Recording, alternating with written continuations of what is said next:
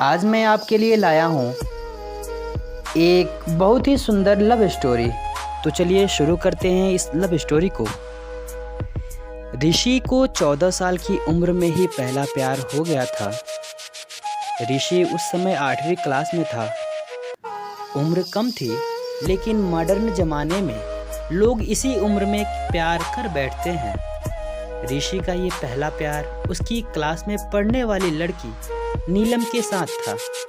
नीलम अमीर घराने की लड़की थी। उम्र यही कोई 13 से 14 साल की होगी और दिखने में भला की खूबसूरत थी। नीलम के पापा का प्रॉपर्टी डीलिंग का काम था। अच्छे पैसे वाले लोग थे। ऋषि मन ही मन नीलम को दिल दे बैठा था, लेकिन हमेशा कहने से डरता था। ऋषि के पिता एक स्कूल में अध्यापक थे। उनका परिवार भी सामान्य ही था, इसलिए डर से ऋषि कभी प्यार का इजहार नहीं करता था। चलो इस प्यार के बहाने ऋषि की एक गंदी आदत सुधर गई। ऋषि आए दिन स्कूल ना जाने के लिए नए नए बहाने बताता था, लेकिन आजकल टाइम से तैयार होके चुपचाप स्कूल चला जाता था। माँ बाप सोचते थे बच्चा सुधर गया है, लेकिन बेटे का दिल तो कहीं और अटक चुका था। समय ऐसे ही बीतता गया, लेकिन ऋषि की कभी प्यार का इजहार करने की हिम्मत नहीं हुई। बस चोरी छिपे ही नीलम को देखता रहता था। हाँ, कभी कभी उन दोनों में बात भी होती थी, लेकिन पढ़ाई के टॉपिक पर ही। ऋषि दिल की बात ना कह पाया। समय गुजरता गया। 8वीं पास की, 9वीं पास की, अब 10वीं पास कर चुके थे, लेकिन चाहत अभी भी दिल में ही दबी थी। आज स्कूल का अंतिम दिन था।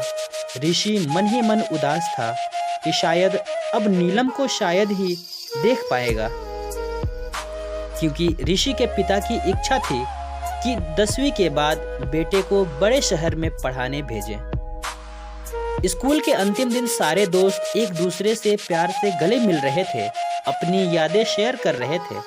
नीलम भी अपनी फ्रेंड्स के साथ काफ़ी खुश थी।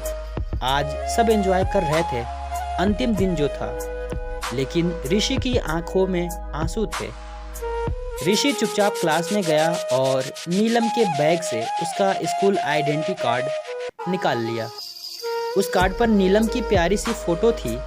ऋषि ने सोचा कि इस फोटो को देखकर ही मैं अपने प्यार को याद किया करूंगा। बैंक से लोन लेकर पिताजी ने ऋषि को बाहर पढ़ने भेज दिया। नीलम के पिता ने भी किसी दूसरे शहर में बड़ा मकान बना लिया और वहां शिफ्ट हो गए। ऋषि अब हमेशा के लिए नीलम से जुदा हो चुका था। समय अपनी रफ्तार से बीतता गया। ऋषि ने अपनी पढ़ाई पूरी की और अब एक बड़ी कंपनी में नौकरी भी करने लगा था।